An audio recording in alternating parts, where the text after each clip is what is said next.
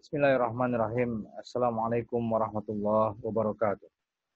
Alhamdulillahi haqqa hamdihi wassalatu wassalamu ala sayyidi rusulihi wa khairi khalqihi Muhammadin wa ala alihi wa sahbihi wa kullu man ihtada bihadihi wa istanna bisunnati. Subhanakallahumma la ilma lana illa ma 'allamtana innaka antal alimul hakim. Allahumma iftah lana hikmatak wa anshur 'alaina min khazain rahmatik. Allahumma rizukna fahman nabiyyin wa hifdzal mursalin wa ilhamal malaikatil muqarrabin birahmatika ya arhamar rahimin. Mari kita membaca Ummul Quran Al-Fatihah. A'udzubillahi minasyaitonir rajim. Bismillahirrahmanirrahim. Alhamdulillahirabbil alamin arrahmanir rahim maliki yaumiddin. Iyyaka na'budu wa iyyaka nasta'in. Ihdinas siratal mustaqim siratal ladzina an'amta 'alaihim ghairil maghdubi 'alaihim waladdallin. Amin. Bagaimana suara saya jelas terdengar? Alhamdulillah, jelas terdengar Ustaz. Oke. Pada malam hari ini kita akan berbincang-bincang mengenai tradisi Islam, tradisi keilmuan yang muncul di dalam Islam. Ada 4 poin sebenarnya kalau menurut terms of reference yang dikirimkan ke saya. Pertama itu tentang turunnya wahyu dan lahirnya pandangan hidup Islam. Ini artinya berarti poin pertama itu kita tidak mungkin berbicara mengenai tradisi Islam kalau kita tidak mengerti Islam itu apa dan sumbernya yaitu Al-Quran yang merupakan wahyu itu sebagai sumber ilmu pengetahuan. Terus yang kedua itu mengenai kesadaran bahwa wahyu memiliki struktur dasar dari ilmu pengetahuan. Ya, jadi ini Al-Quran sebagai fondasi ilmu pengetahuan. Terus yang ketiga, tradisi keilmuan itu bagaimana secara konkret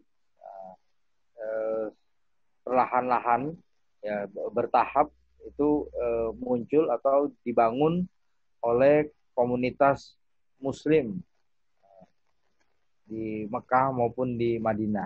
Nah, ini tentu saja juga berarti ya kita harus memahami juga sirah ya. Jadi ini the emergence of the first Muslim scientific community, the early scientific community. Terus yang keempat itu lahirnya disiplin ilmu Islam. Jadi bagaimana kemudian tadi anggota scientific community itu komunitas ilmiah ya, pada zaman Rasulullah dan pada zaman sahabat dan tabi'in, itu kemudian melahirkan berbagai disiplin ilmu. Nah, artinya kajian kita ini sebenarnya meniscayakan pertama ya pengetahuan mengenai sirah, mengenai sejarah Islam pada kurun pertama Hijriah. Terus yang kedua ya, itu memerlukan juga pemahaman tentang kondisi waktu itu ya pada abad ke-7 Masehi. Nah, itu bagaimana kondisi sebenarnya di Mekah dan di Madinah waktu itu. Nah, terus yang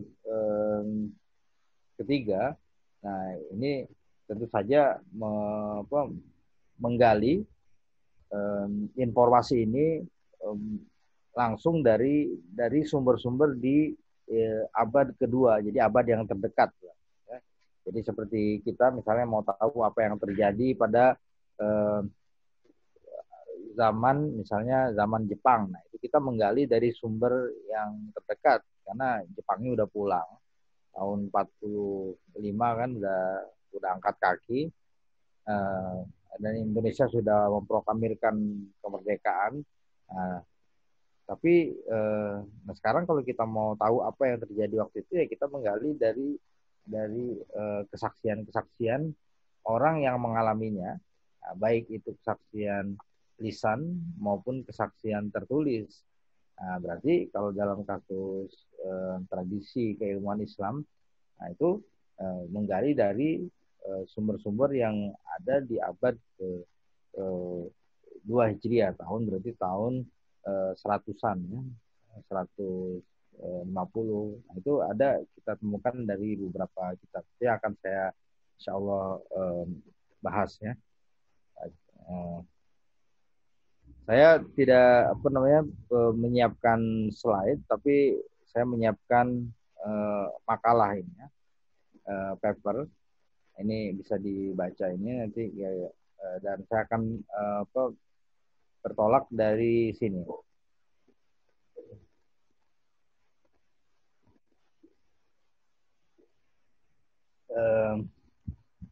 Kita ketahui bersama, ikhwan akhwati sekalian, bahwa Rasulullah SAW itu memulai misinya atau ya misi kenabian dan kerasulan beliau itu bermula dengan turunnya wahyu.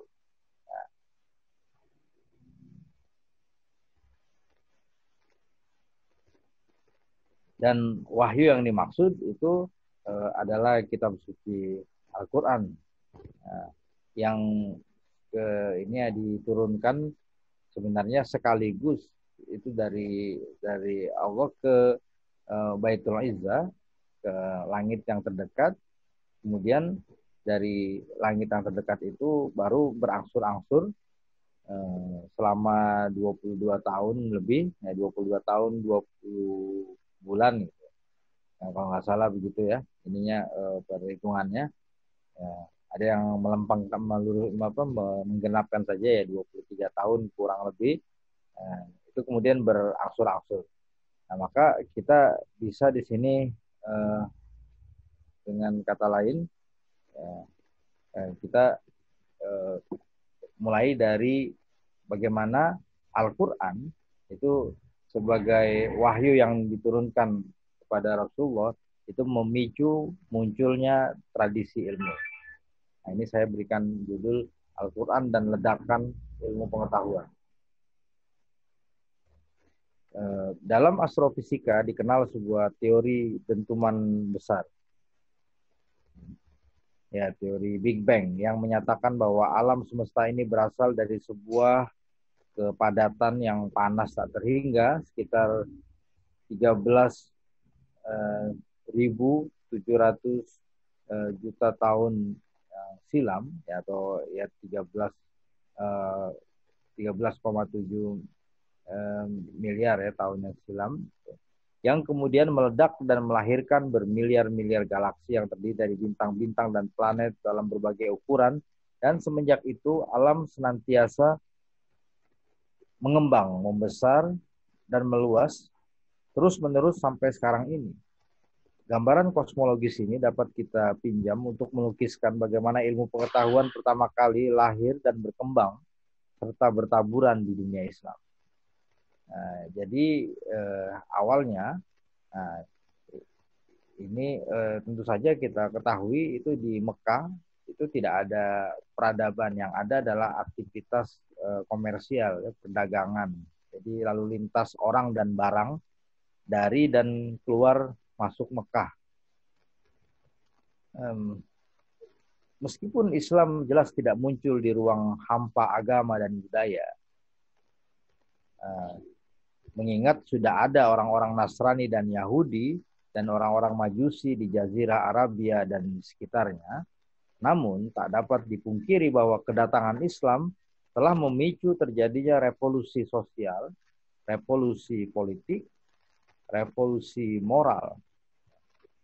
Kenapa revolusi? Revolusi itu artinya perubahan yang mendadak, perubahan yang besar. Jadi mendadak itu karena ya itu tidak bertahap ya, tapi boleh dikatakan cepat. Nah, untuk ukuran sebuah peradaban ya, karena bukan lingkupnya bukan seluas RT atau RW atau kelurahan atau kecamatan, tapi sudah lintas benua. Jadi Islam itu betul-betul membawa perubahan total pada masyarakat. Waktu itu tidak hanya masyarakat Arab, tapi juga masyarakat sekitar yang secara etnis dan bangsa mereka bukan orang Arab. Kemudian revolusi politik ya, Islam telah mengubah geopolitik, peta geopolitik internasional waktu itu. Dan ya, sampai sekarang juga ya kita ketahui itu. Kemudian menyebabkan juga revolusi moral. Singkat kata, Islam telah melahirkan tata dunia baru, a new world order. Dan yang lebih penting dari itu semua, Islam telah menyebabkan terjadinya ledakan ilmu pengetahuan atau scientific Big Bang. Ini ungkapan metaforis.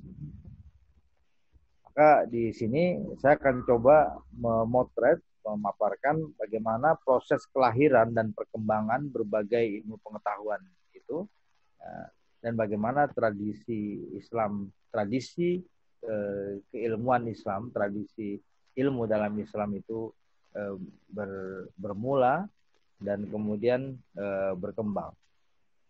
Yang saya ini melihatnya sebagai gerakan intelektual, sentripetal dan sentrifugal kalau dikaitkan dengan kitab suci Al-Quran.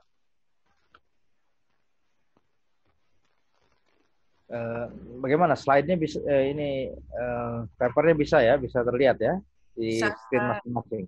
Oke.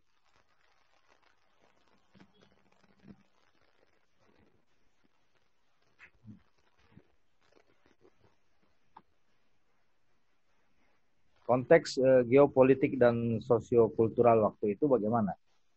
Hingga perempat akhir abad ke-6 Masehi. Jadi kalau satu abad itu 100 tahun.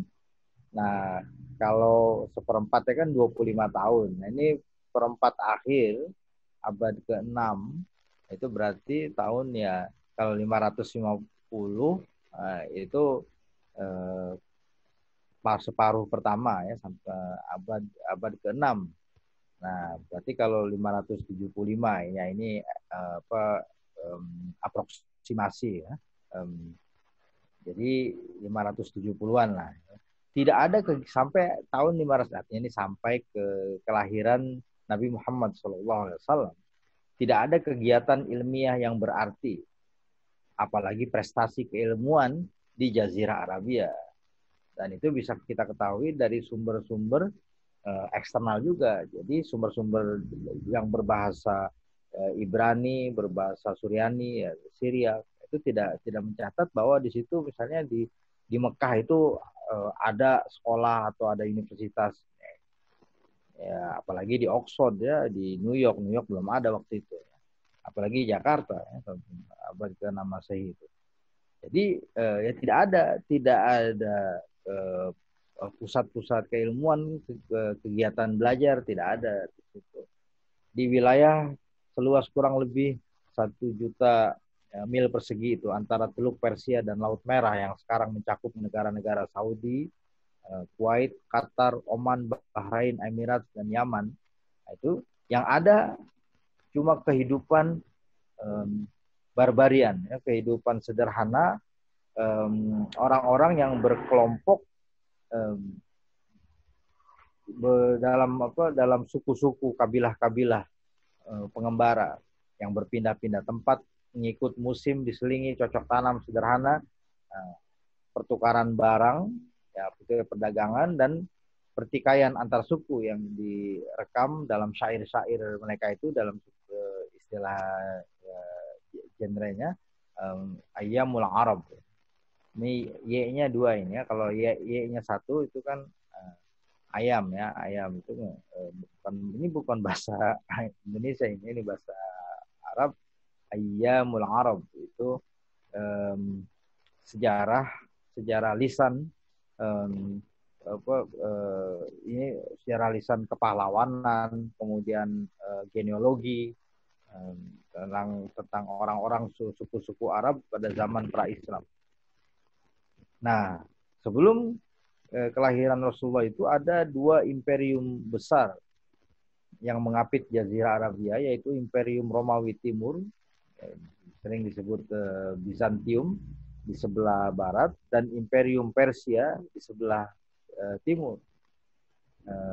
Menjadikan Jazirah Arabia yang di situ ada Mekah, Madinah itu sebagai kawasan penyangga buffer zone, di mana penduduknya merasakan kebebasan dan kemandirian untuk membentuk jati diri sebagai bangsa yang menjunjung tinggi harga diri, muru'ah, kesatriaan, hamasa, kejujuran, amanah, kesantunan, hilm, dan ketegaran mengarungi kesukaran hidup.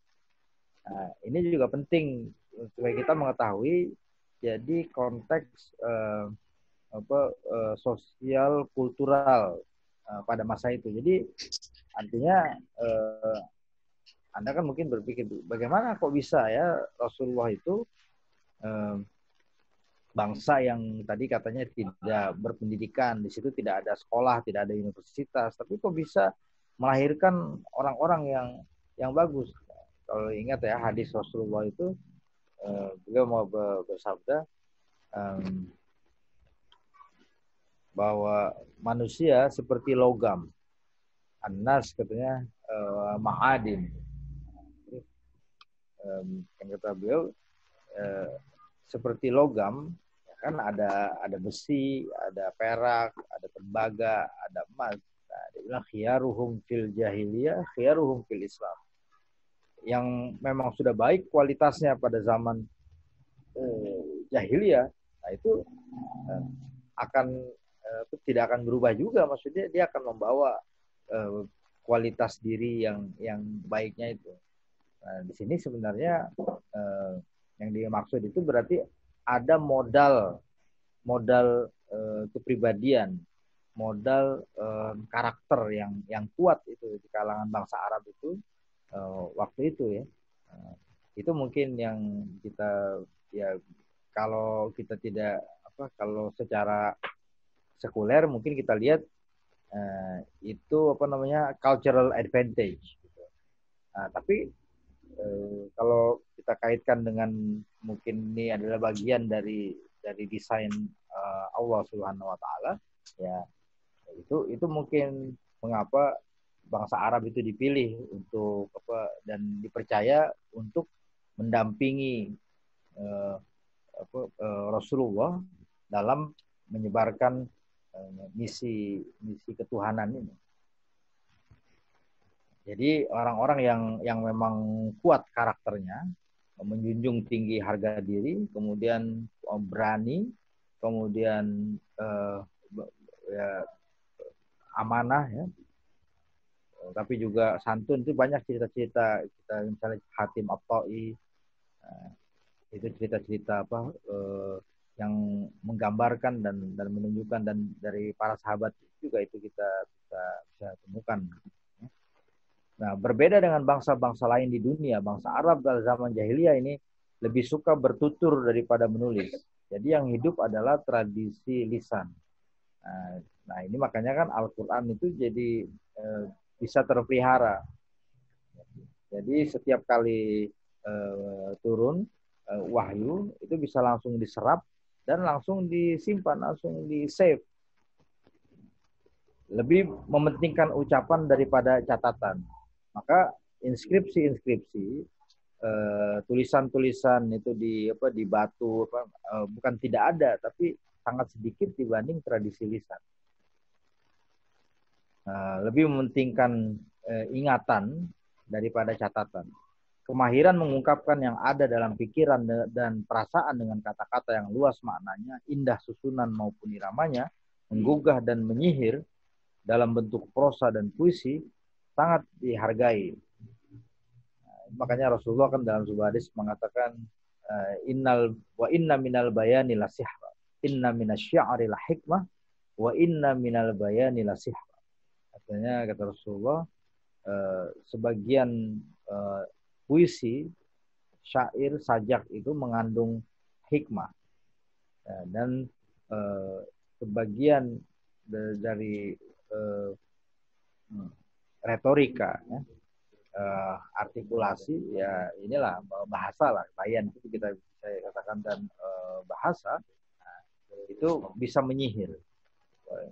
Itu ungkapan yang sangat dalam, dan itu menunjukkan apresiasi yang juga diketahui ya oleh Rasulullah sendiri, diakui oleh Rasulullah sendiri dan oleh bangsa-bangsa lain. Demikianlah keadaan bangsa Arab sampai lahirnya Nabi Muhammad SAW. Semoga Allah memberikan penghormatan dan kesejahteraan kepada baginda, membawa Islam dan kitab suci Al-Quran. Menurut Ibnu Khaldun, ilmu pengetahuan memang hanya bisa berkembang di kalangan masyarakat yang menetap, yang bermasyarakat, yang bernegara, dan beradab. Ungkapan aslinya, kata Ibnu Khaldun, innal ilma wa ta'lim tabi'iyun fil umranil bashari. Jadi makanya bangsa-bangsa nomad, bangsa-bangsa yang pengembara, yang berpindah-pindah tempat seperti bangsa Mongol dulu, itu tidak punya peradaban. Mereka baru bisa membangun peradaban bangsa Mongol itu sesudah mereka masuk Islam dan kemudian menetap di kota-kota. Ilmu pengetahuan merupakan satu keniscayaan bagi peradaban. Jadi tidak mungkin ada peradaban tanpa ilmu pengetahuan. Dia adalah prasyarat. Ilmu pengetahuan muncul karena manusia senantiasa berpikir, kata Ibnu Khaldun, bagaimana mereka bisa hidup di tahsili ma'asyihi dengan aman dan sejahtera secara kolektif dengan orang lain. Ya, at-ta'awun 'alaihi bi abna'i jinsi. Dan melaksanakan petunjuk para nabi melalui wahyu dari Tuhan demi kebahagiaan dan keselamatan mereka di akhirat kelak. Maka ini masih menurut Ibnu Khaldun, maka ilmu pengetahuan dan teknik lahir dari pikiran yang didorong oleh cita-cita ini. An hadzal fikri tansha'ul ulum was-sana'i'. Jadi ilmu pengetahuan itu adalah buah dari kehidupan kolektif, dan itu sebenarnya merupakan respon, merupakan upaya untuk memenuhi kebutuhan hidup mereka, kehidupan manusia, kebutuhan hidupnya. Jadi berpengetahuan itu adalah kebutuhan hidup.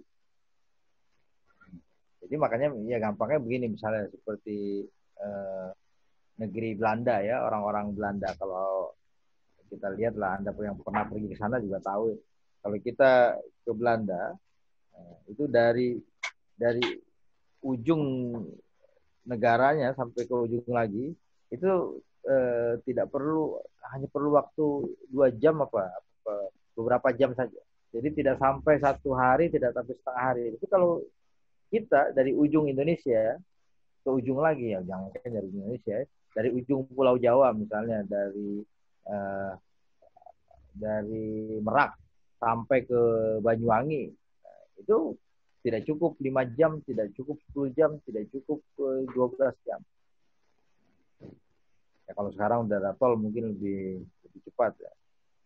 Nah itu menyebabkan akhirnya orang-orang Belanda itu karena mereka terhimpit dan datarannya rendah dibanding permukaan laut, akhirnya mereka berpikir, makanya teknologi bendungan di sana itu lebih canggih, lebih maju dibanding di misalnya orang-orang yang tidak punya pantai, yang tidak menghadapi persoalan hidup kolektif gitu.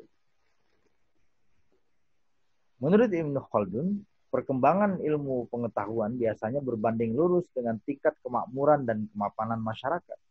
Innal ulum innama taksuru haitsu yaksurul umron wa ta'zumul hadar.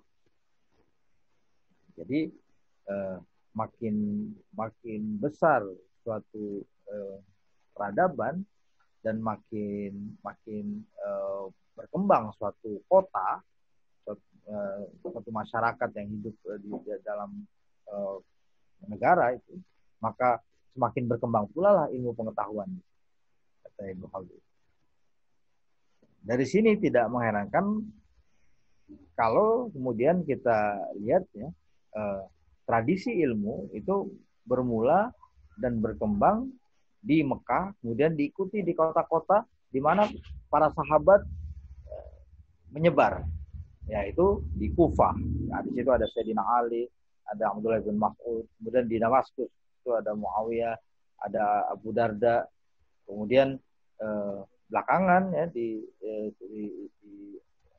Kufah dan Basra. Kemudian belakangan ya di Baghdad. Dan kemudian di kota-kota yang lain, di Mesir.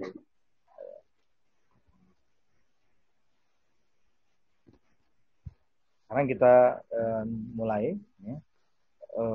Lahirnya disiplin-disiplin ilmu dalam Islam. Oh ya, tadi sebelum itu mungkin perlu saya sampaikan bahwa Rasulullah itu ketika di Madinah itu memiliki murid-murid. Murid-murid ini bukan anak-anak kecil, ini orang-orang dewasa yang disebut sebagai ahlus suffah. Suffah ini artinya beranda ya, teras masjid. Jadi ini orang-orang yang memang tidur tinggal di beranda masjid itu, yang kalau sekarang mungkin semacam komunitas jamaah tabligh gitu ya, yang mereka dari satu masjid ke masjid yang lain mengembara sambil berdakwah. Nah, tapi kalau ya, ini miripnya itu bukan mirip ini ya, tapi miripnya hanya di itu aja, tinggal di beranda, menginap di beranda masjid. Ya. Sudah saya lanjutkan ya. Baik Ustaz.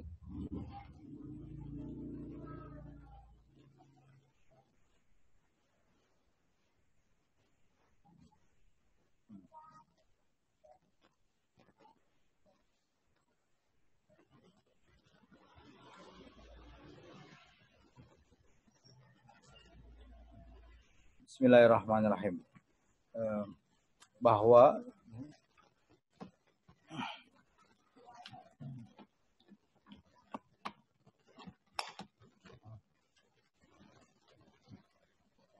tidak mungkin ada Islam tanpa adanya kitab suci Al-Quran. Ini kita semua sudah maklum, kita sudah mengerti semua. Artinya tentu saja ya Islam itu bertumpu dan bersumber dari wahyu yang kemudian dikumpulkan menjadi Al-Quran. Islam tidak mungkin dipraktekkan tanpa Al-Quran dan Sunnah Rasulullah. Inilah sebabnya mengapa Al-Quran begitu penting dan besar sekali pengaruhnya kepada umat Islam. Dalam tata konsep orang Islam, Al-Quran menempati posisi sentral, bagaikan matahari di tata surya yang memiliki daya tarik dan daya gerak luar biasa. Dan ini sudah demikian sejak zaman Rasulullah sendiri. Hal ini dapat kita lihat pada bagaimana seriusnya umat Islam mempelajari kitab suci Al-Quran sejak dulu, sejak kurun pertama sampai sekarang ini. Nah, maka kita lihat ya, ilmu-ilmu yang paling awal muncul dibangun dan dikembangkan oleh tadi yang kita bilang cikal bakal scientific community itu Ahlus Suffah di Madinah, dan kemudian di kota-kota lain tadi di Kufah, di Basrah, kemudian di Mekah juga, karena di Mekah ada Ibnu Abbas, kemudian Atha bin Rabah, kemudian di Damaskus dan Yaman dan seterusnya. Nah, itu adalah ilmu-ilmu yang berkenaan dengan cara membaca Al-Quran, tentang bahasa Al-Quran, tentang makna kandungan Al-Quran yang disebut ulumul Quran. Nah, ini ya di dalam kitab Ibnu Nadim Al-Fihris yang mengkatalog. Beliau ini berarti meninggalnya di abad ke-4 Hijriah, tahun 380. Berarti beliau ini menyimpan informasi dari abad sebelumnya. Nah, jadi pada zaman Ibnu Nadim ini berarti kalau dari hidup ini sesudah Imam At-Tabari. Lihat, Imam At-Tabari meninggal tahun 310. Berarti 70 tahun sebelum Ibnu Nadim. Imam At-Tabari sudah menulis tafsir. Nah, berarti tidak mungkin itu Imam At-Tabari bisa menulis tafsir kalau tidak ada sumber-sumber tertulis yang tersedia pada zaman beliau. Nah, beliau berarti hidup dari tahun 200-an. Nah, ini penting bahwa kita memahami ini supaya kita tahu bahwa tradisi ilmu, tradisi membaca, menulis, kemudian berdiskusi, itu sudah dirintis oleh Rasulullah SAW sendiri dan para sahabatnya. Dalam kitab Al-Fihris, Ibnu Nadim mencatat ilmu-ilmu yang tersebar pada zamannya dalam 10 kategori. Pertama, ilmu-ilmu linguistik yang mencakup pengetahuan tentang bahasa Arab dan bahasa-bahasa asing.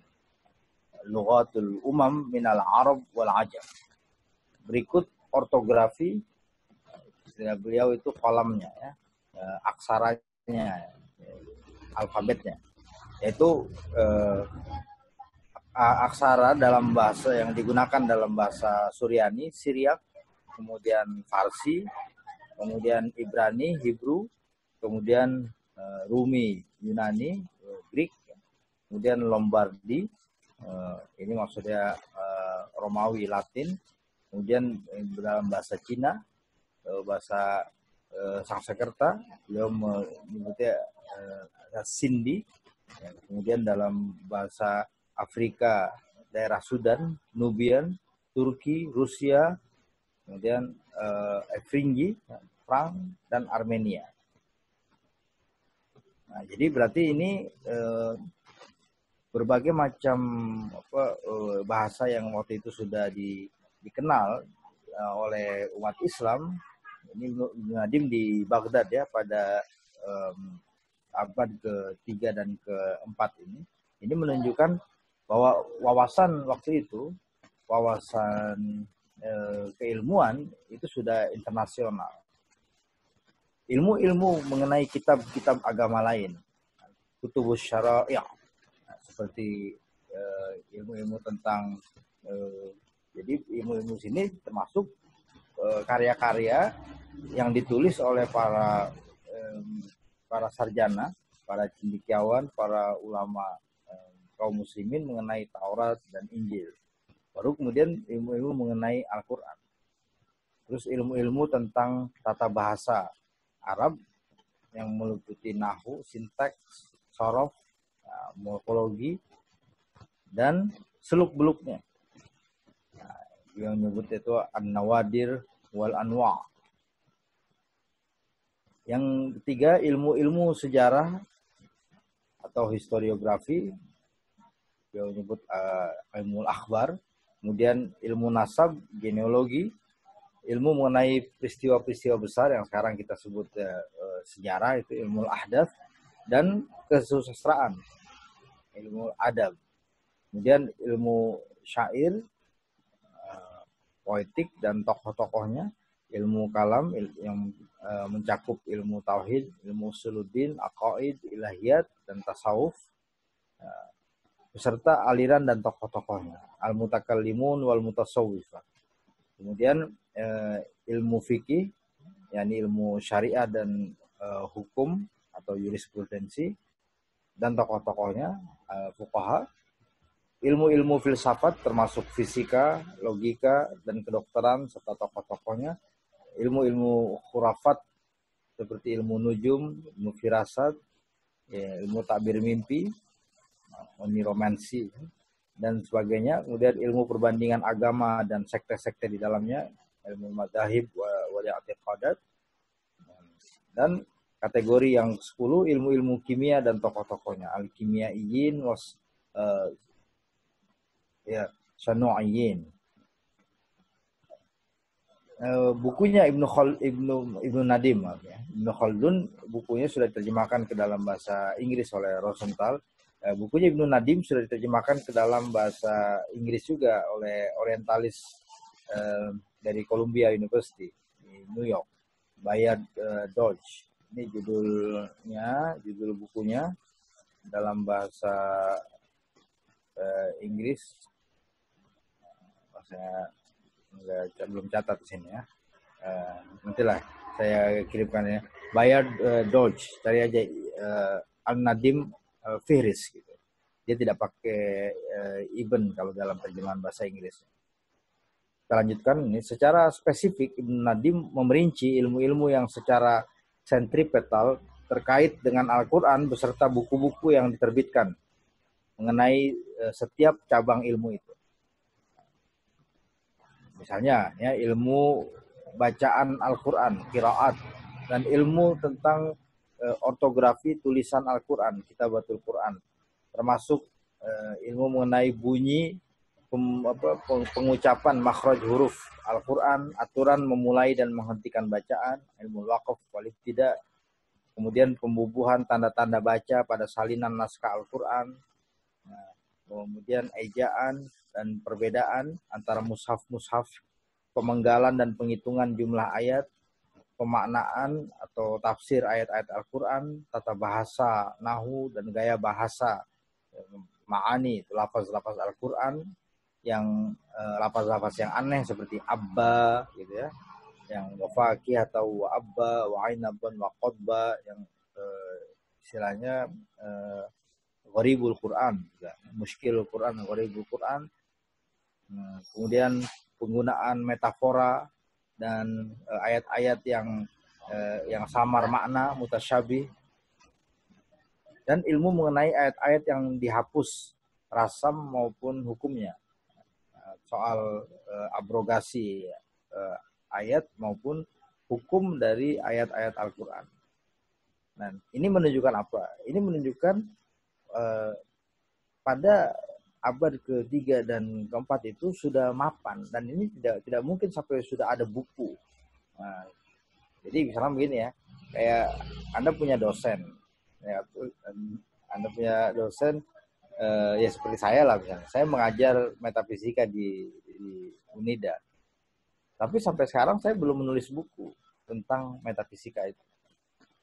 Nah itu menunjukkan apa? Itu menunjukkan dosennya tidak serius atau dosennya tidak mampu atau tidak ada waktu.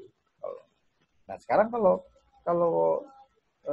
kita lihat ini setiap cabang ilmu ini itu diteliti, dibahas, dan ada karyanya. Jadi ada kitabnya. Itu kapan nulisnya? Nah mereka waktu itu tidak ada laptop, tidak ada listrik. Jadi dengan fasilitas yang sangat minim, sangat sederhana, itu kegiatan belajar, mengajar, meneliti, berdiskusi, dan menulis itu sudah sangat intensif. Nah, inilah yang kita katakan bahwa tradisi ilmu itu sudah hidup dan sudah mapan seawal abad ketiga dan keempat Hijriah. Dan Imam Syafi'i itu meninggal tahun 200-an. Nah, jadi abad ketiga. Dan Imam Syafi'i menulis kitab Ar-Risalah yang tebal itu kalau sekarang edisi modern itu sekitar 300 sampai 500 halaman ya, tergantung percetakannya.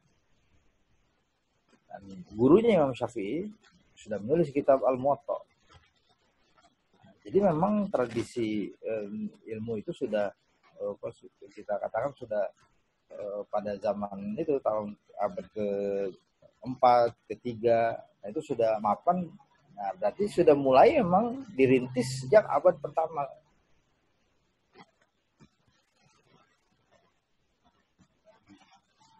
Ini saya buat sedikit ini ya, grafik untuk menggambarkan ilmu-ilmu yang berkembang, muncul dari dan mengenai Al-Quran.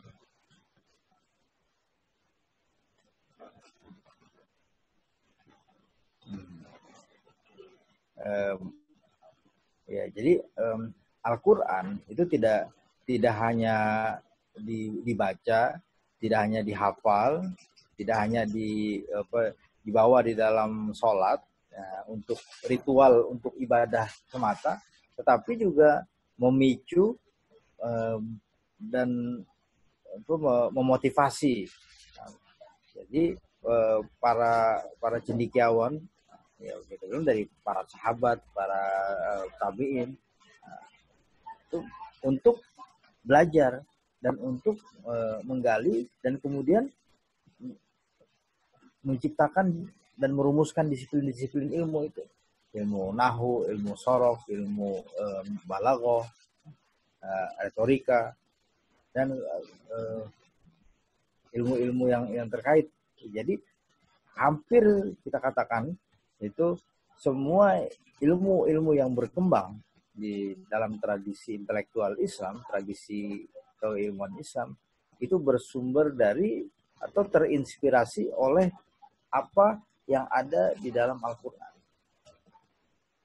We say spring from and or are inspired by the Holy Quran. Jadi itu tesis besarnya begitu. Sebagai ilustrasi, misalnya kita kalau kita baca kitab-kitab misalnya Ajurumiyah, syarahnya, ya, kita akan temukan itu riwayat bahwa ada namanya seorang yang rajin ya, belajar, namanya Abul Aswad Ad-Du'ali. Itu dikatakan bahwa beliau adalah perumus ilmu nahwu dan beliau ini muridnya Sayyidina Ali. Dan Sayyidina Ali adalah muridnya Rasulullah. Katanya Abul Aswad Ad-Du'ali ini mempelajari ilmu nahwu dari Sayyidina Ali. Tata bahasa itu. Kemudian beliau lalu minta izin untuk mengajarkan ilmu tersebut sebagaimana telah diajarkan kepadanya, sehingga dinamakanlah ilmu itu, grammar itu, ilmu nahwu. Fasta'zantuhu an asna'a nahwa ma sana'a fasummiya nahwan. Itu asal usul penamaan ilmu tata bahasa Arab dengan istilah ilmu nahwu. Diriwayatkan juga pada suatu hari beliau disuruh mengajar Al-Quran kepada orang bukan Arab oleh Sayyidina Ali, karena beliau muridnya kan. Nah, tapi kemudian beliau menolak. Sampai beliau lewat ya, di satu lorong, kemudian beliau mendengar ada orang membaca Al-Quran awal surat At-Taubah, bacanya keliru. Jadi innallaha bari'un minal musyrikina. Nah, itu yang keliru itu dibaca wa rasulihi, padahal mestinya dibaca innallaha bari'un minal musyrikina wa rasuluhu. Jadi harusnya lu rasulu, nah, sama orang tadi dibaca rasuli karena dia tidak ngerti, dia pikir ini karena min. Nah, ini implikasinya besar. Jadi kalau apa bedanya sih? Kenapa salah? Dan kalau salah rupanya kenapa? Nah, kalau dibaca wa rasuluhu itu berarti Allah dan Rasulnya itu berlepas diri dari orang-orang musyrik. Tapi kalau dibaca rasulihi itu salah, itu berarti Allah berlepas diri dari orang-orang musyrik dan dari Rasulnya, itu kan salah. Nah, Jadi ya ini fatal, ini kesalahan ini. Dan dari situ kemudian beliau berkata, Abul Aswad, aku tidak menyangka ternyata akibatnya begitu parah kalau orang tidak mengerti tata bahasa Al-Quran. Karena waktu itu mushaf Al-Quran tidak seperti sekarang. Kalau sekarang ini kan enak ya, Al-Quran itu sudah ada harokatnya, sudah ada barisnya, fathah tandanya A, domah tandanya U, kemudian kasroh tandanya I, kemudian ada sukun, kemudian ada tasydid.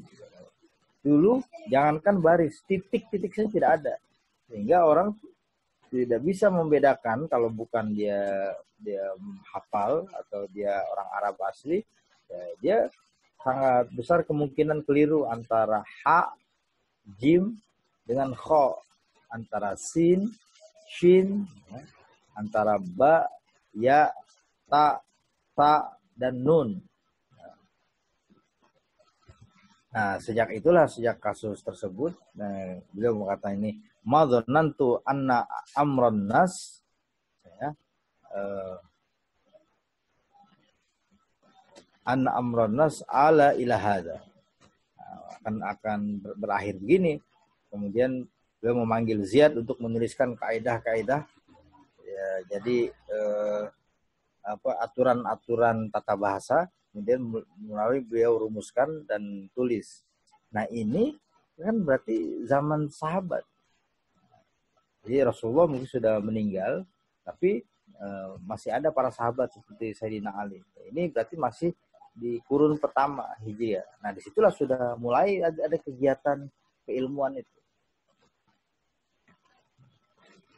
Nah ini jadi gambaran real, ya, fakta yang memang benar-benar terjadi. Nah, ini beda dengan cerita Joko Tingkir atau Sauri Gading di Sulawesi, itu yang dongeng. Kalau ini bukan dongeng, ini memang kejadian. Nah kemudian ilmu-ilmu sentrifuga.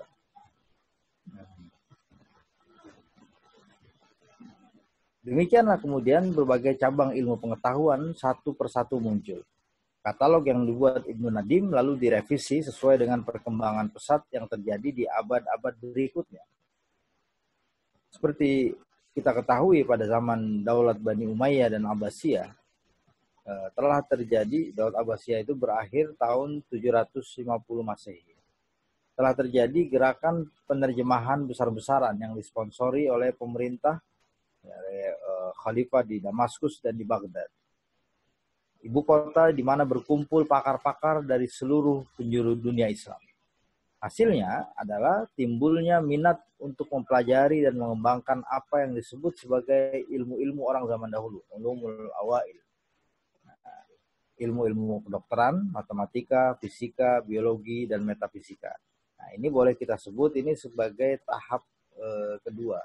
Jadi tahap pertama itu ilmu-ilmu yang berkisar pada dan berkenaan dengan atau terinspirasi dari kitab suci Al-Quran secara langsung. Nah, kalau ini yang berkaitan walaupun tidak secara langsung, tapi didorong perkembangannya, kemunculannya dan perkembangannya itu oleh gerakan penerjemahan buku-buku dari bahasa Yunani, dari bahasa Suryani, Siriak, dan dari bahasa Sanskerta dan Persia, ya, bahasa Parsi.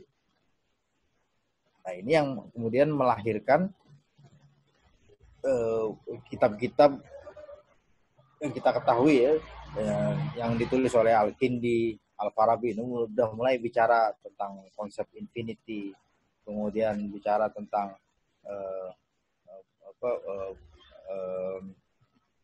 kosmologi, kemudian bicara tentang biologi dan sebagainya.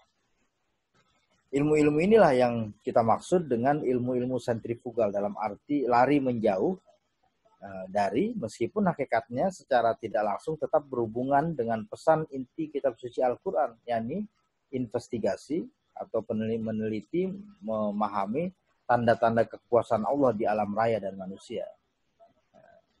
Jadi ya tentu saja di sini kalau kita tanya mengapa orang-orang Islam itu kemudian mulai mempelajari ilmu-ilmu dari Yunani, dari peradaban-peradaban lain, itu tadi. Jadi mereka merasakan di abad ke-3 itu sudah mulai mapan ilmu-ilmu, kemudian mereka masih punya kapasitas, jadi mereka mempelajari lagi. Bukan berarti sudah selesai, tapi skupnya itu diperluas. Nah, maka di abad-abad mulai abad ke-3, 4 dan seterusnya itu perkembangan ilmu pengetahuan semakin pesat di berbagai bidang.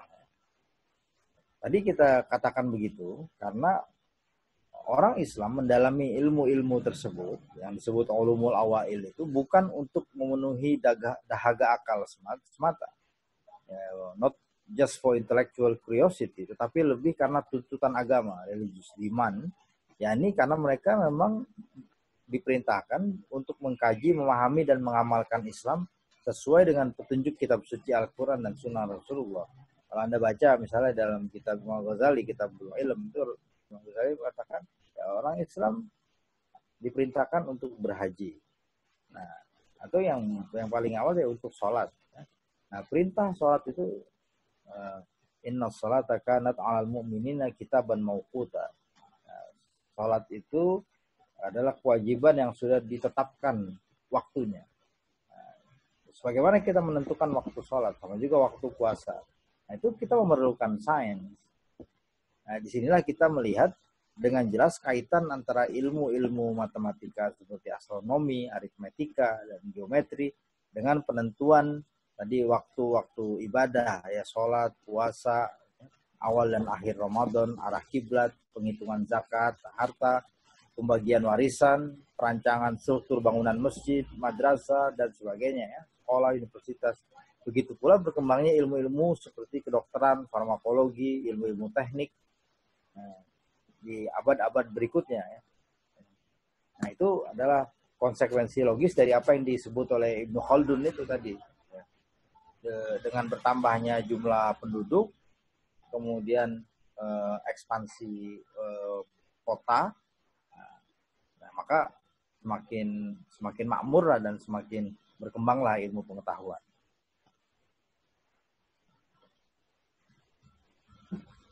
Sekarang kita masuk, nah ini ke klasifikasi ilmu pengetahuan.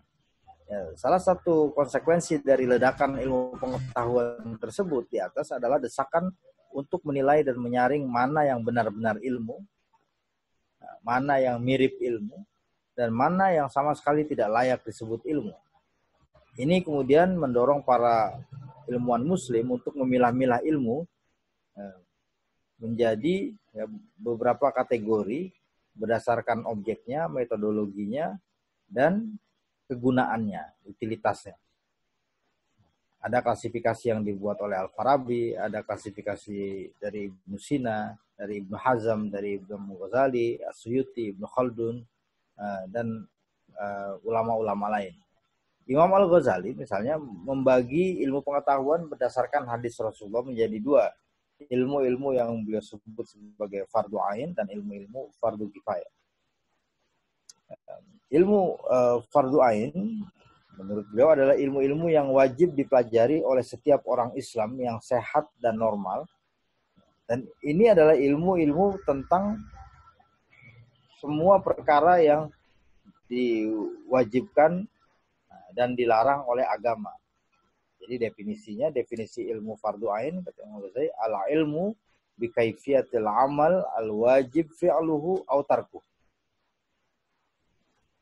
Sedangkan ilmu yang disebut fardu kifayah adalah ilmu-ilmu yang mesti dipelajari, makanya dibilang fardu juga oleh orang Islam, tapi tidak oleh setiap orang. Ini berarti kewajiban kolektif umat Islam harus ada dari atau di setiap kelompok umat Islam di satu kawasan, ya. Nah, itu harus ada yang mempelajari, yang menguasai ilmu-ilmu fardu kifayah itu.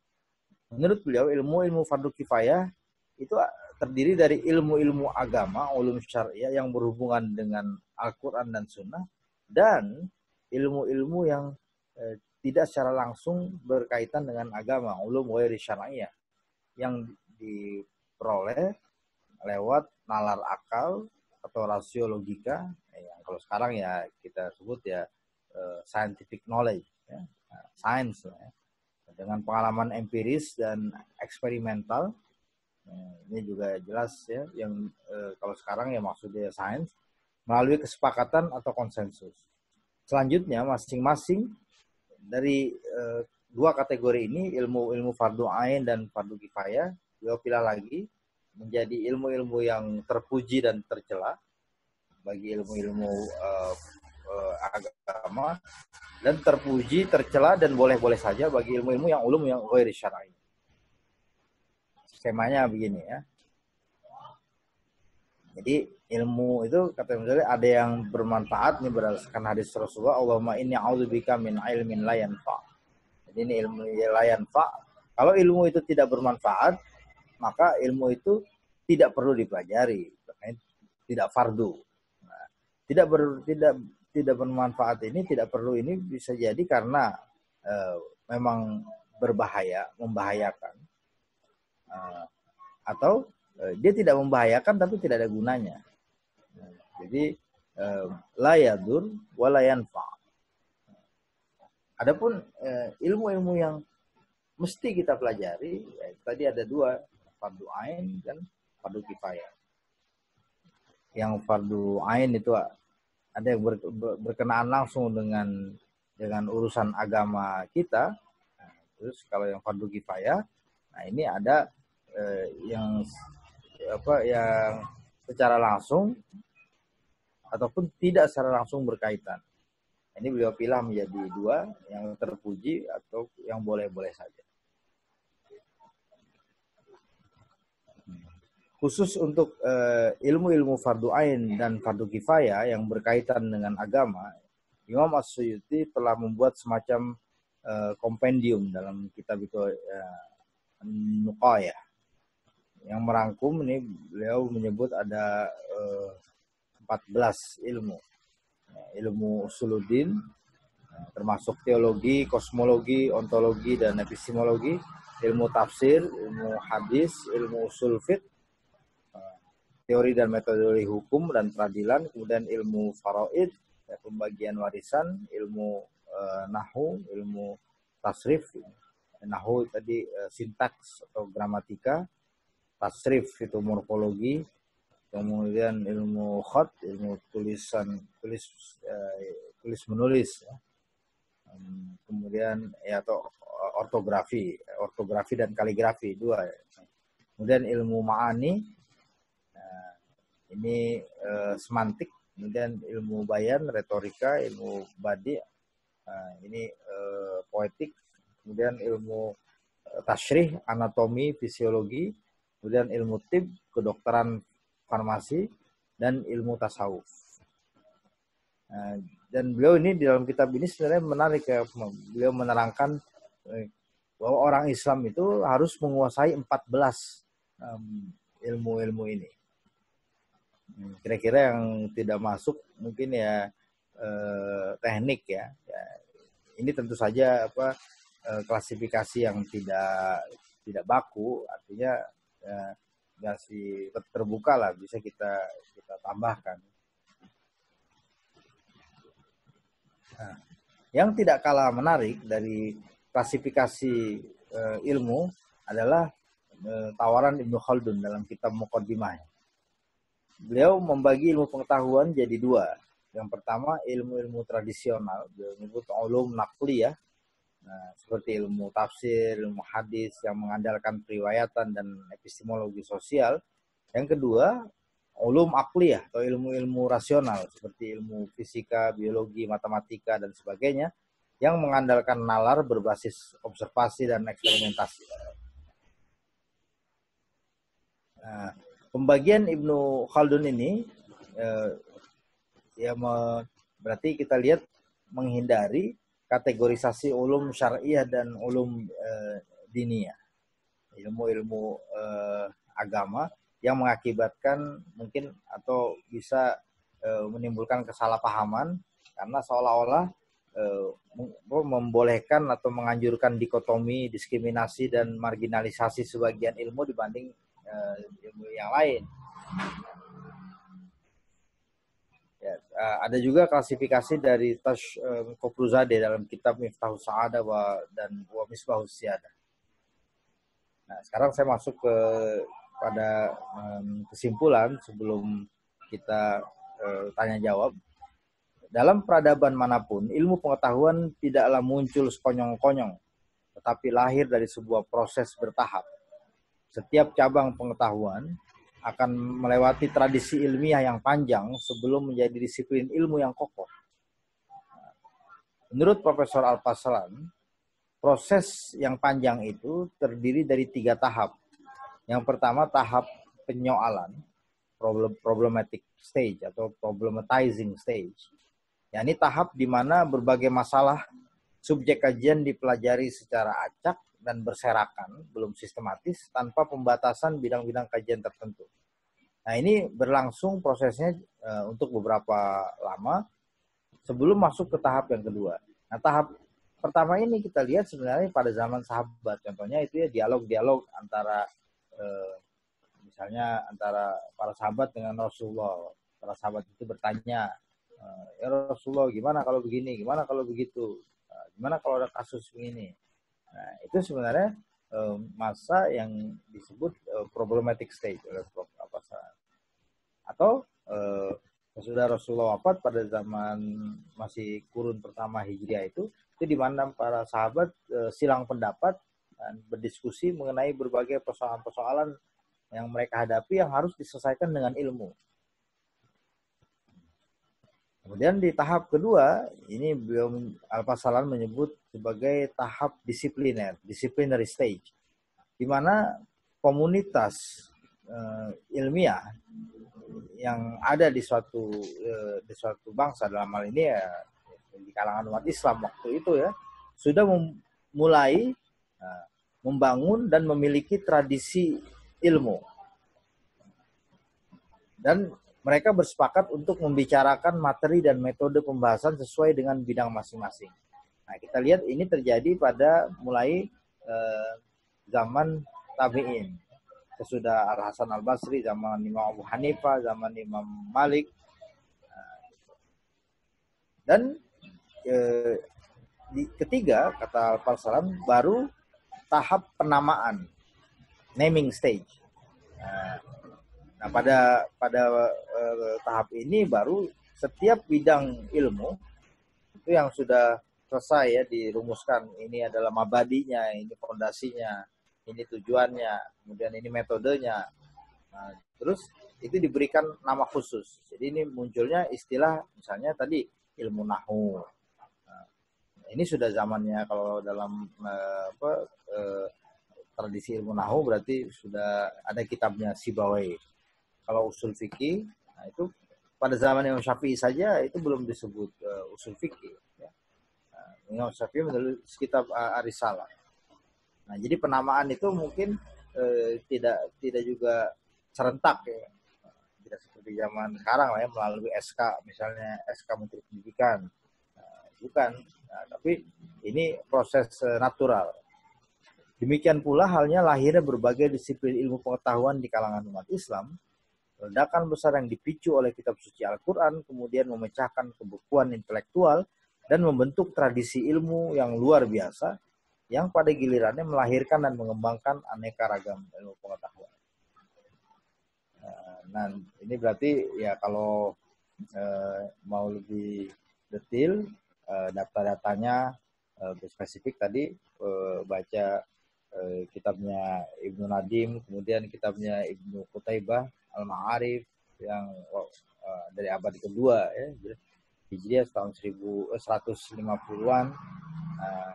Dan kalau sumber-sumber kontemporer, bukunya Brockelmann, Geschichte der Arabischen Literatur, dan Profesor Fuad Seskin, Geschichte des Arabischen Schrifttum. Baik, saya berhenti di sini. Saya kembalikan ke moderator ya Saudara Amir untuk memandu sesi tanya jawab. Silakan.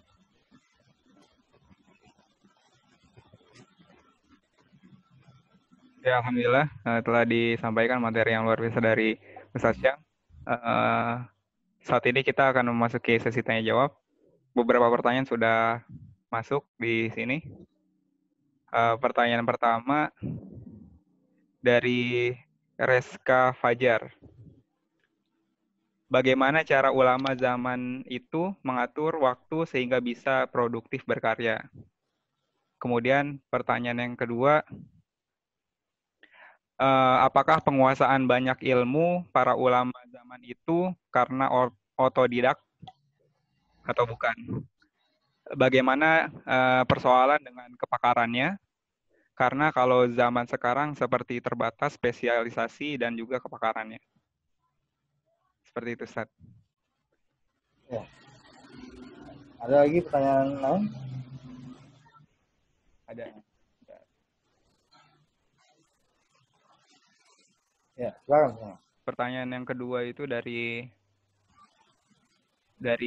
Caca. Dari Zaid. Bagaimana kira-kira langkah yang harus ditempuh saat ini untuk mewujudkan kembali tradisi keilmuan Islam? Seperti yang kita ketahui, khususnya di Indonesia, masyarakat masih memandang infak harta kepada yang zohir seperti masjid, namun kepada keilmuan masih kurang.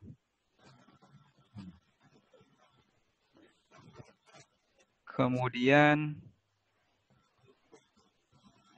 ada pertanyaan lagi dari Ahmad. Ada lagi? Ada, Ustaz. Dari Ahmad Said Arwani. Pertanyaannya, mengapa filsuf Muslim mempelajari filsuf Yunani? Oke. Kemudian ada dua pertanyaan lagi. Apakah konstruksi keilmuan dalam Islam masih relevan diterapkan di zaman sekarang? Lalu apakah konstruksi tersebut dapat menjadi solusi dari kemandekan umat saat ini? Dan yang terakhir, di sesi yang chat ini, bagaimana memaknai islamisasi ilmu di era modern seperti sekarang? Dari Vicky Riyandi. Mungkin itu dulu, Ustaz. Ya, oke.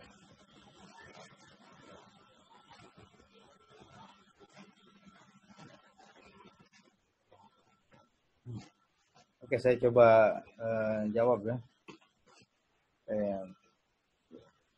Terima kasih karena sudah menyimak dengan sabar, walaupun tidak ada gambar ya.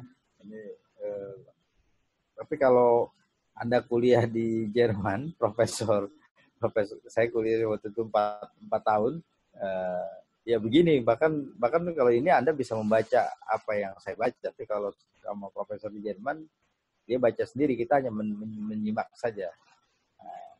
Jadi Profesor Daiber itu setiap kali datang dia menyiapkan makalah untuk dibacanya dan didiskusikannya bersama-sama. Jadi kita bisa berdiskusi kalau kita benar-benar mendengarkan.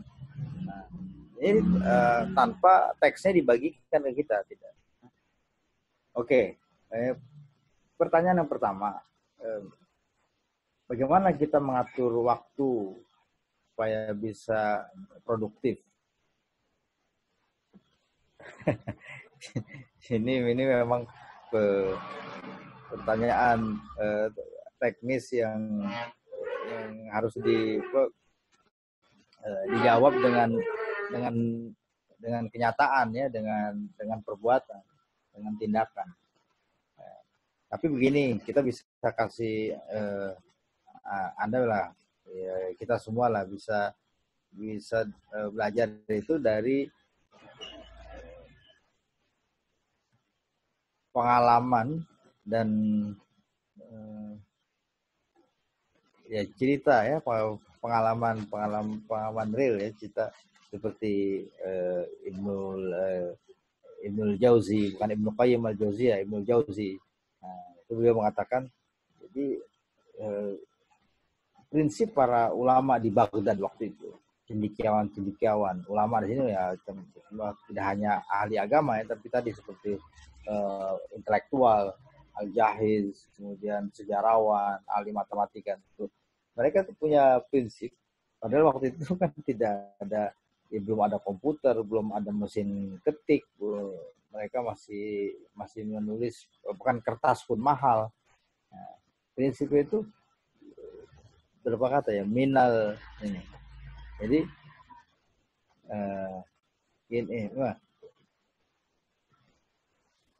ini bil ma'al mahbarah ya, ma'al mahbarah ilal maqbarah.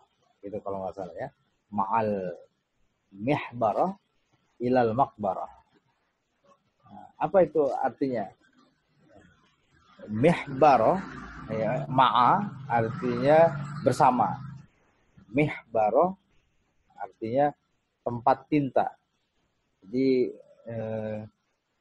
kalau yang pernah belajar kaligrafi tahu ya, dulu itu kan pulpen untuk kaligrafi, pena itu harus dicelup ke tinta. Jadi tintanya tidak ada di dalam sini, tapi kan pakai bambu, jadi dicelupkan, berarti ada tempatnya. Kadang-kadang ya kalau di zaman modern dikasih kapas gitu.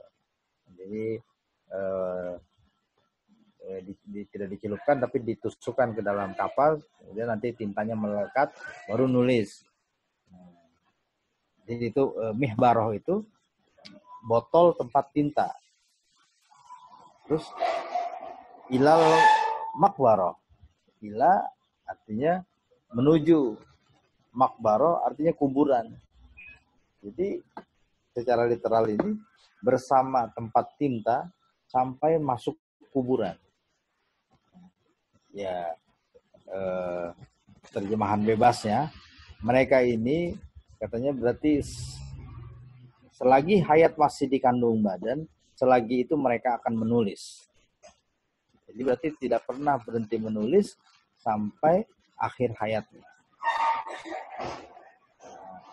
Ini sebenarnya kalau zaman sekarang yang saya pernah dengar itu ceritanya Pak Azumardi Azra, mantan rektor UIN ya. Dia tuh katanya kalau tidak ketemu kertas, itu ada tisu pun ya, kalau dia dapat ide dia akan langsung nulis gitu. Jadi ya, memang prinsip itu ya, prinsip dan motivasi untuk menuliskan apa yang terlintas di dalam pikiran, itu menuliskan ilmu dan mencatat. Seperti Anda ini sekarang ini kan saya lihat pesertanya ini ada 156. Ini saya tunggu ini selama Ramadan kemarin, saya hampir setiap bulan rata-rata kira-kira tiap 2 hari sekali itu ada kuliah seperti ini ya, kuliah online. Tapi yang membuat rangkumannya itu bisa dihitung, mungkin hanya 1-2, bahkan ada beberapa yang tidak ada sama sekali menulis, tak seorang pun menulis rangkuman. Ini dari peserta malam ini 156 nih, saya tunggu ada nggak yang membuat rangkumannya. Jadi rangkuman dengan bahasa sendiri gitu. Nah itu tradisi itu dimulai sejak kapan? Ya dari sekarang. Nah, kalau bukan sekarang, kapan lagi? Kalau bukan kita, siapa lagi? Jadi jangan menunggu orang lain. Nah, terus bagaimana mengatur waktunya? Ya tadi tidak usah diatur. Nah, ya kalau mau diatur ya pokoknya asalkan ada waktu senggang, makanya tidak boleh lepas itu. Harus ada pulpen. Kalau Anda datang ke rumah saya itu di mana-mana ada catatan itu, ada di amplop, di kertas, di macam-macam ya. Nah, jadi kata Imam Syafi'i tadi ya, ma'al mihbarah ilal maqbarah. Kalau kata Imam Syafi'i, al-ilmu saydun wal kitabatu qaiduhu. Ilmu itu seperti binatang buruan, dan kalau mau menangkap ilmu maka harus ditulis. Jadi memang tradisi para ulama itu tidak hanya tradisi bercakap, tradisi lisan, tapi juga tradisi tulisan. Terus jangan juga beralasan bahwa misalnya ini keadaan sulit, ada wabah atau apa. Kalau Anda baca riwayat Ibnu Sina itu di dalam perjalanan, dan perjalanannya tidak naik bis, tidak naik pesawat, Ibnu Sina itu ya naik kuda. Itu bawa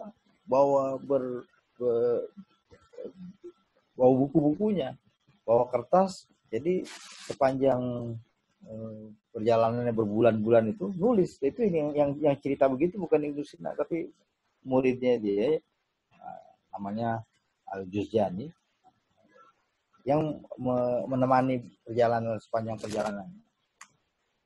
Jadi kalau pertanyaan bagaimana mengatur waktunya, kalau Ibnu Sina itu siangnya bekerja, malamnya ngajar, dan di antara selang waktu itu antara bekerja dan mengajar itu beliau menulis. Terus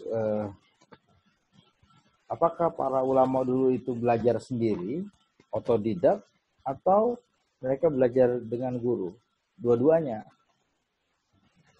Jadi ini sekali-sekali pertanyaan-pertanyaan itu kita seringkali begini ya, belajar sendiri atau dengan guru. Terus berarti kalau dengan guru berarti tidak usah belajar sendiri. Kalau belajar sendiri ya tidak perlu guru. Iya, padahal dua-duanya. Sama ini gimana? Makan atau minum? Ya makan dan minum. Kalau makan nggak usah minum, kalau minum nggak usah makan. Nggak gitu. Sholat atau baca Quran? Dua-duanya. Kalau sholat berarti nggak usah baca Quran. Kalau juga salah itu. Nah, jadi ketika sendiri di kamar, di asrama, di rumah, ya kita otodidak. We teach ourselves. You read for yourself. Nah, tapi whenever you have chance to learn from teachers, kalau bisa kuliah, kalau bisa ke sekolah, kalau bisa belajar sama guru, ya berguru. Terus gimana dengan spesialisasi? Apakah kita harus fokus misalnya pada satu bidang ilmu saja? Oh, soalnya pertanyaan ini pernah ya dari teman UNJ juga waktu Ramadan kemarin. Atau seperti para ulama dulu, polimath. Jadi mempelajari segala macam ilmu dan sampai bisa menguasai seperti Imam Al-Ghazali. Terus Imam Ghazali itu kalau dikatakan beliau ahli fikih, iya. Karena beliau keahliannya itu bukan berdasarkan ijazah, karena beliau punya karya dalam ilmu fikih. Ya. Karyanya 3 lagi. Al-Basit, kemudian Al-Wasit dengan Al-Wajiz. Terus beliau ahli tasawuf, iya, karyanya banyak. Ihya Ulumuddin, kemudian Minhajul Qasidin, Minhajul Abidin. Terus Hidayatul Hidayah. Beliau ahli filsafat, iya, beliau nulis Maqasidul Falasifa. Jadi begitu juga Ibn Rushd. Itu gimana? Ahli hukum atau ahli kedokteran? Dua-duanya. Dan praktek dia dokter yang bukan cuma bukan dokter teoritis, tapi praktek. Nah itu apakah bisa? Rasanya sih begini ya. Kalau kita pakai analogi saja, mereka kan manusia. Ya kita juga manusia juga, masa mereka bisa kita nggak bisa? Nah cuma mungkin sistem pendidikan sekarang ini yang barangkali tidak kurang memberikan kesempatan untuk kita menjadi polimath, ya, belajar banyak ilmu. Terus pertanyaan berikutnya, bagaimana mewujudkan tradisi ilmu Islam sekarang ini?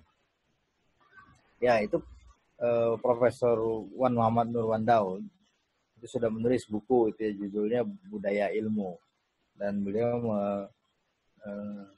menyarankan lah ya beberapa langkah untuk membangun tradisi dan menghidupkan kembali tradisi ilmu zaman sekarang. Nah, salah satunya itu tentu saja mendukung dan menghargai orang-orang yang berilmu, orang-orang yang memiliki ilmu, orang-orang yang mencari ilmu, dan orang-orang yang mengajarkan ilmu, menyebarkan ilmu. Nah itu saja sebenarnya sudah cukup. Ini sebenarnya sama seperti kalau kita kiaskan ya kepada hadis Rasulullah itu tentang jihad fisabilillah ke medan perang. Man jahaza ghazian faqad ghaza. Siapa yang memberikan bekal kepada tentara yang mau pergi ke medan perang, maka dia seolah-olah dia mendapat penghargaan dari Allah, pahala seperti dia pergi berperang, walaupun dia sebenarnya cuma memberikan perbekalan, support lah gitu ya. Nah ini sebenarnya sama dengan kalau sekarang kalau kita misalnya punya kelapangan rezeki, nah kita mensupport, memberikan beasiswa kepada orang yang sedang menuntut ilmu, sedang mencari ilmu, ya pada mahasiswa. Gitu kan. Jadi we support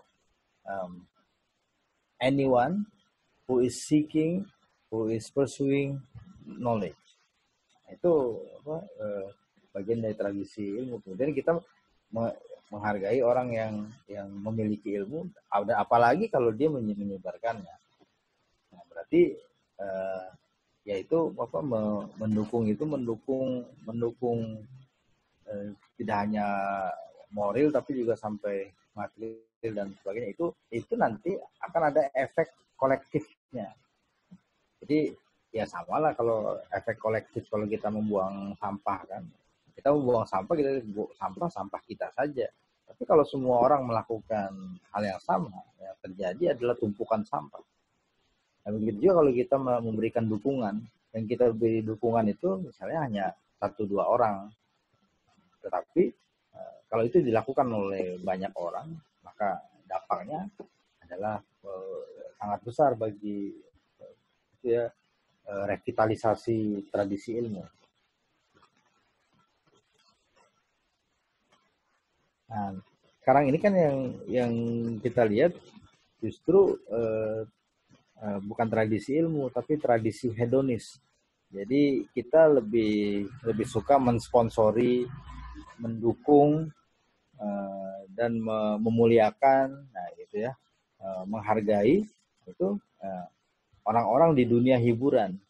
Jadi orang-orang yang menghibur, orang-orang yang ya aktif di dunia hiburan sebagai apapun, harusnya kan bukan, tapi dengan aktif di dunia keilmuan sebagai apapun. Terus soal ini infak untuk tradisi ilmu. Nah ya, dulu misalnya ya INSIS pernah beberapa kali memasang pengumuman di sampul dalam bagian belakang ke jurnal Islamia bahwa kita akan membangun perpustakaan, maka siapa-siapa yang mau menyumbang buku, menyumbang dana untuk membangun perpustakaan itu ya dipersilakanlah menghubungi kantor INSIS ya. Tapi itu kelihatannya sampai sekarang itu sudah ada sih sebenarnya beberapa yang menyumbang, tapi ya masih jauh lah dari harapan. Nah itu contoh bagaimana mungkin bedanya kalau penggalangan dana untuk misalnya pembangunan masjid, nah itu mungkin lebih cepat mendapat respon daripada untuk perpustakaan, apalagi untuk misalnya kampus ya, yang ya masih belum bisa dipahami. Kemudian mengapa para ilmuwan Muslim itu mempelajari sains dan filsafat Yunani? Jawabannya antara lain tadi sudah sebenarnya kita berikan ya, jawaban dari Imam Ghazali. Karena dari Al-Kindi. Al-Kindi mengatakan begini, umat Islam itu tidak perlu malu-malu, tidak perlu sungkan-sungkan untuk menerima dan mencari kebenaran ilmu pengetahuan dari manapun itu berasal. Nah, beliau mengutip itu ya riwayat Al-Hikmah Dhalatul Mu'min, bahwa wisdom katanya is the lost property of the believers. Jadi dimanapun kita temukan hikmah yang tercecer itu, yang hilang itu, nah, itu adalah milik kita. Kalau Al-Kindi mengatakan walaupun ilmu pengetahuan dan kebenaran itu berasal dari bangsa-bangsa yang berbeda budaya, berbeda bahasa, dan tinggal jauh katanya dari negeri kita. Jadi memang jawabannya mengapa mereka mempelajari, karena mereka open-minded, mereka memang berpikiran terbuka. Kalau Prof. Alatas menambahkan, bukan hanya berpikiran terbuka, tapi karena umat Islam saat itu adalah bangsa yang dominan. Jadi mereka di atas, sehingga apa yang masuk ke dalam umat Islam itu tidak bisa mengguncang, tidak bisa mempengaruhi atau merusak. Jadi posisi umat Islam itu di atas umat-umat yang lain. Nah, itu bedanya dengan sekarang. Sekarang kan posisi umat Islam itu di bawah umat-umat yang lain, sehingga ketika kita mempelajari ilmu pengetahuan dari bangsa-bangsa yang dianggap atau merasa lebih tinggi dari kita itu, atau lebih kuat itu, akhirnya yang terjadi seperti Ibnu Khaldun katakan, kita justru akhirnya jadi terbaratkan, jadi terpengaruh oleh nilai-nilai budaya dan nilai dan cara berpikir bangsa-bangsa yang ilmunya itu kita impor. Terus pertanyaan berikutnya, apakah masih relevan ini kita misalnya mengkaji konstruk epistemologi dan tradisi keilmuan Islam untuk konteks zaman sekarang? Oh iya, itu terutama tadi klasifikasi seperti dari Imam Al-Ghazali, fardu ain, fardu kifayah, nah, itu sangat penting dan akan sangat terasa itu karena itu menyangkut prioritas. Kalau tidak mengerti itu akhirnya bisa menyesal sepanjang hayat. Terus berikutnya, apakah bisa menjadi solusi? Iya. Dan itu adalah solusi dari krisis yang kita alami sekarang ini, krisis keilmuan ini. Yang terakhir, bagaimana kita memaknai islamisasi ilmu? Wah, ini kuliah tersendiri. Kalau di Unida, saya mengajar tuh mahasiswa S2 dan S3, ini 1 semester memaknai islamisasi ilmu. 1 semester. Jadi, memaknai islamisasi ilmu, kalau mau dijawab dengan 1 kalimat itu begini, itu bagaimana kita merelevankan ajaran Islam dalam konteks keilmuan. Jadi sebagai seorang berilmu, bagaimana kita bisa mengaitkan antara keislaman kita dengan keilmuan kita. Jadi, kalau Anda misalnya seorang ahli biologi, nah itu bisa nggak Anda melihat bahwa Islam has something to say about biology?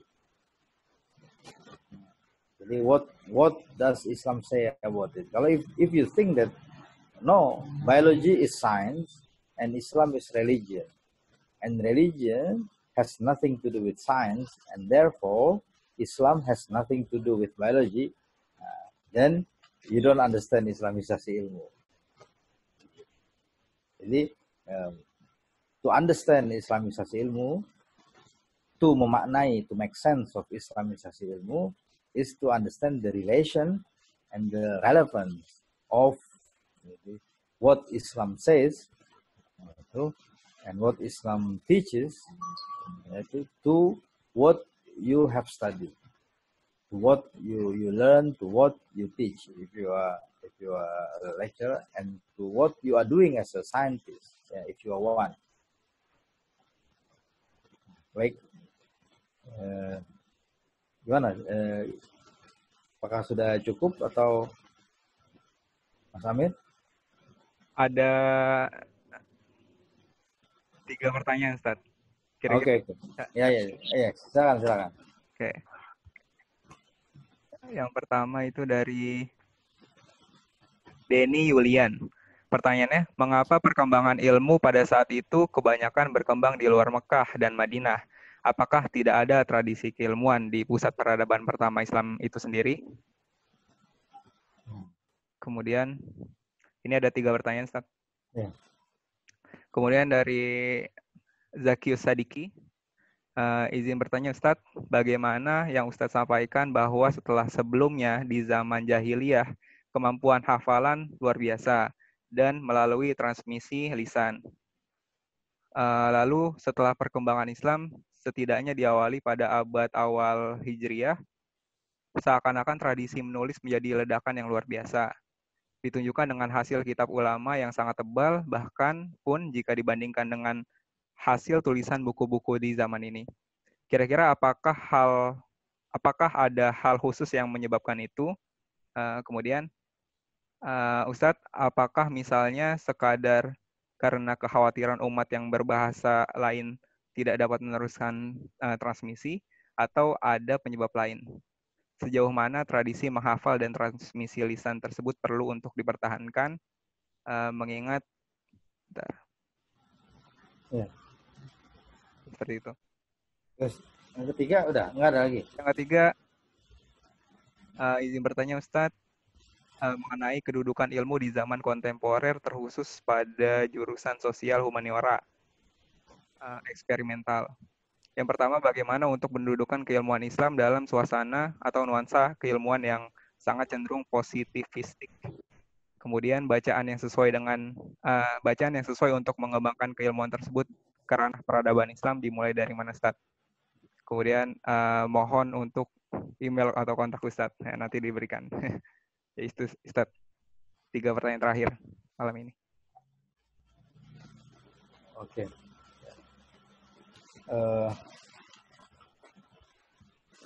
Yang pertama, mengapa tradisi ilmu itu berkembang di luar Hijaz, ya itu istilahnya itu. Jadi ini Jazirah Arabia itu dibagi biasanya kalau secara tradisional itu dibagi 2, Yaman itu yang di selatan di ujung bawah itu, kemudian dengan Hijaz. Nah, Hijaz itu Mekah dan Madinah itu dibilang Hijaz. Nah, ada juga pembagian satu lagi ya Najd gitu ya. Najd itu yang dibilang interior Arabia, bagian yang padang pasir di dalam yang itu suku-suku yang dulu zaman Rasulullah itu belum tersentuh daerah itu. Nah, sekarang itu Riyadh ya. Nah, pertama saya perlu mengoreksi pertanyaan tersebut. Jadi tidak benar sebenarnya bahwa berkembangnya tradisi ilmu itu di luar Hijaz, di luar Mekah dan Madinah. Itu sebenarnya karena para sahabat Rasulullah itu tetap terkonsentrasi di Madinah sebagai ibu kota. Nah, kemudian dan tetap ada sejumlah sahabat-sahabat besar yang tinggal di Mekah, seperti Abdullah bin Zubair, kemudian Abdullah bin Abbas. Nah, ini yang juga murid-muridnya itu adalah para ulama juga. Jadi kalau Anda membaca sebenarnya ini beririsan ya literatur tentang misalnya yang ditulis sama Yosef Shah gitu ya, atau Harald Motzki kalau dalam bahasa Inggris ya. Itu tentang para ulama. Nah, ada di kalau di Madinah yang disebut fuqahaul Madinah, itu ada 7 orang. Nah, itu adalah ulama-ulama, adalah ilmuwan-ilmuwan, berarti tokoh-tokoh yang merawat dan menyuburkan tradisi ilmu di kota Madinah. Itu termasuk Sa'id bin Musayyab, itu min fuqaha'il Madinah. Jadi ini koreksi terhadap pertanyaan tersebut. Yang benar adalah tradisi Islam itu berkembang di ibu kota Madinah dan kota besar Mekah maupun kota-kota satelitnya, itu di Kufa, Basra di Irak, kemudian Damaskus di Yaman dan gitu. Dan itulah sebenarnya indikatornya apa? Indikatornya adalah mushaf yang dikirimkan oleh Sayyidina Utsman ketika beliau menjadi khalifah yang ketiga itu. Nah, itu kan ada 6 mushaf. Satu disimpan di Madinah, satu dikirim ke Mekah, dikirim ke Basra, dikirim ke Kufa, nah, itu kota-kota besar di mana di situ para sahabat-sahabat juga menyebar dan aktif mengembangkan ilmu, sehingga para sahabat itu Sayyidina Ali kan lahir di Mekah, dia orang Mekah ya, sama seperti Rasulullah orang Mekah, lahir di Mekah tapi meninggalnya di Madinah dan dikuburkan di Madinah. Sayyidina Ali orang Mekah, kemudian hijrah bersama Rasulullah ke Madinah, tapi kemudian hijrah lagi ke Kufah dan menetap di sana sama Abdullah bin Mas'ud juga, dan meninggal di Kufah. Kufah itu di Irak. Nah, dan begitu juga para sahabat-sahabat yang lain itu. Jadi lihat mereka itu sebenarnya sudah mengawali tradisi kosmopolitan gitu ya. Jadi sudah tidak lagi terikat dengan patriotisme yang picik gitu ya. Jadi kalau misalnya kalau bagi Sayyidina Ali ya orang-orang seperti Rasulullah juga, pokoknya yang kelahiran Mekah Sayyidina Umar itu kan berarti patrianya, tanah leluhurnya, kampung halaman itu adalah Mekah. Tapi nggak masalah pindah ke Madinah, kemudian berkarir aktif sampai akhir hayatnya, sampai meninggal tidak di kampung halamannya, nggak ada masalah. Jadi seperti Pak Nasir ya, di Sumatera Barat, atau Hamka. Hamka pernah ke Medan, ke Makassar, lama tinggal, sampai kemudian menetap di Jakarta dan sampai meninggal, sampai dikuburkan. Hamka dikuburkan di Tanah Kusir. Karena dia bukan orang Tanah Kusir. Jadi itu pertanyaan-pertanyaan. Yang kedua ini tentang tradisi dari Zaki ya, tradisi lisan dan tradisi tulisan. Ini dibahas, ada namanya orientalis, namanya Gregor Schuller, orientalis dari Swiss ya. Jadi dia melakukan studi komparatif antara tradisi lisan dan tulisan di kalangan orang Islam di abad-abad pertama Hijriah itu dengan tradisi lisan dan tulisan di kalangan orang Yahudi. Ya, studi komparatif. Nah, pertanyaan Zaki itu kan ada 2. Pertama mengenai ini nih, apakah kemudian tradisi tulisan itu mengalahkan tradisi lisan atau tetap terpelihara dan berjalan dua-duanya beriringan? Saya melihat berjalan dua-duanya beriringan, dan itu misalnya kita ketahui dari testimoni ya, dari kesaksian. Misalnya kalau Anda baca autobiografi Fakhruddin Ar-Razi, itu dia bilang saya beliau kan dari Rai itu di Teheran kalau sekarang ya. Beliau kemudian ini di puncak karirnya, beliau pergi bersama para murid-muridnya. Nah, itu dari satu kota ke kota lain ke Asia Tengah. Nah, itu ketika melewati kampung Imam Al-Ghazali, Tus, di kota kecil di Tus, kalau sekarang ya di daerah Mashhad gitu ya, wilayah timur laut Persia. Itu dia, kata Farid Razi, saya sengaja mencari itu di mana sih kampungnya Imam Al-Ghazali itu. Jadi ketemulah katanya. Nah sampai di situ saya dikepung katanya, sama ya, murid-muridnya. Dikepung apa? Bukan mau diajak berkelahi, rupanya mau diajak berdebat, mau ditanya ini tahu apa ini orang, benar nggak ini orang apa berilmu. Nah, terus kata beliau, saya katanya sudah hafal kitab Al-Mustasfa. Pakai sod ya, bukan Al-Mustashfa. Kalau Mustashfa pakai shin artinya rumah sakit. Ini Al-Mustasfa.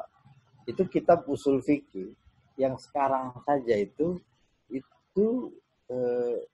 edisi yang saya punya itu ya, itu 700-an halaman itu hafal.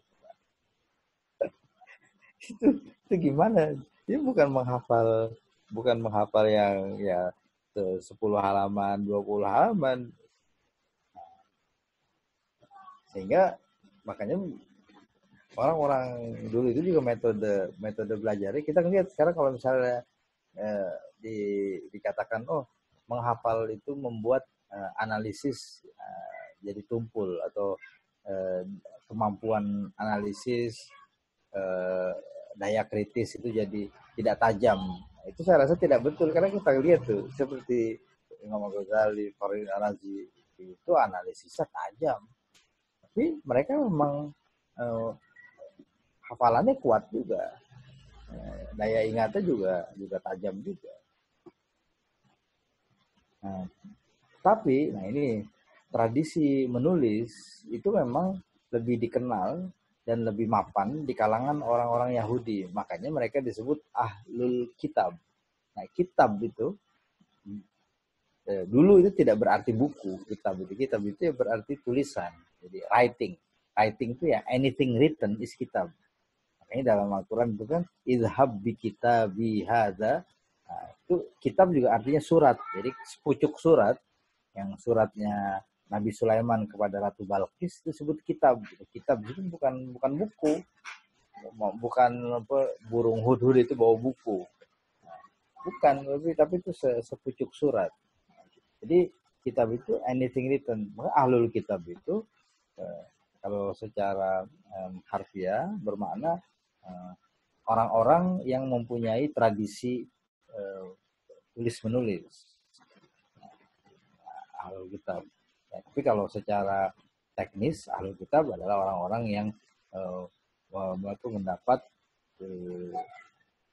kitab Taurat dan Injil melalui nabi-nabi mereka, Nabi Musa ya, orang Yahudi dan Nasrani. Nah, itu jadi tradisi menulis lebih mapan di kalangan orang-orang Arab itu tidak begitu mengenal ini tradisi tulis menulis. Makanya kan kita lihat Rasulullah kan dibilang Nabi ummi kan gitu. Ada waktu perjanjian Hudaybiyah misalnya bukan Rasulullah yang menulis. Nah, terus berkembangnya tradisi tulisannya juga dibahas ya dalam itulah ada buku namanya ini ditulis oleh orientalis Jerman Grundriss der Arabischen Philologie, dua jilid. Nah, itu diuraikan berdasarkan data-data empiris ya. Tadi inskripsi di batu-batu, kemudian di kulit-kulit dari artefak-artefak dan termasuk juga numismatik ya,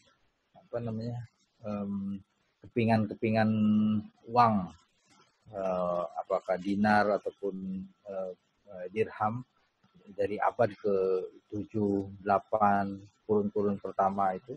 Nah, itu dianalisis.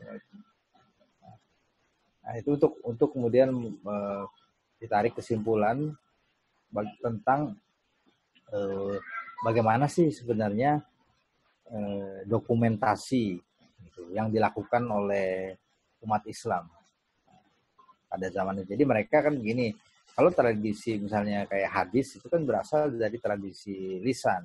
Nah mereka ingin tuh tradisi tradisi tulisannya bagaimana. Tapi kita ketahui kan bahwa ini terkait juga dengan penemuan dan impor kertas dari Cina melalui jalur sutra. Ya. Jadi memang ya ini cerita yang panjang ya, dan tidak bisa singkat lah. Terus yang terakhir ini tentang bagaimana kita menetralisir lah ya, ini pemikiran-pemikiran atau pandangan-pandangan positivistik ya, dalam ilmu pengetahuan modern ini sekarang. Ya kalau Anda misalnya mau baca dari sumber-sumber orang barat sendiri, itu sebenarnya sudah cukup. Baca aja misalnya bukunya Paul Feyerabend yang mengkritik positivisme sains modern gitu ya. Kemudian